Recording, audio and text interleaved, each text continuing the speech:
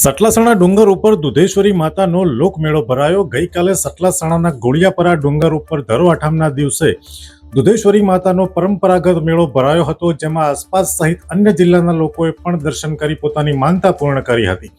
સટલાસણા પંથકમાં કોઈ પણ જ્ઞાતિમાં પ્રથમ દીકરાનો જન્મ થયા અથવા કોઈ માતાને ધાવણ ન આવતું હોય તો માતાજીની માનતા રાખવાથી તેમની મનોકામના પૂર્ણ થતી હોવાની વાયકા પ્રચલિત છે। દર્શને આવતા લોકો સુખડી અને દૂધનો પ્રસાદ અર્પણ કરી પોતાની માનતા પૂર્ણ કરતા હોય છે। કુદરતી વાતાવરણ વચ્ચે આવેલા મંદિરે ચોમાસામાં મનમોહક દ્રશ્યો જોવા મળતા હોય છે। અહેવાલ કશ્યપ રાવલ, સટલાસણા।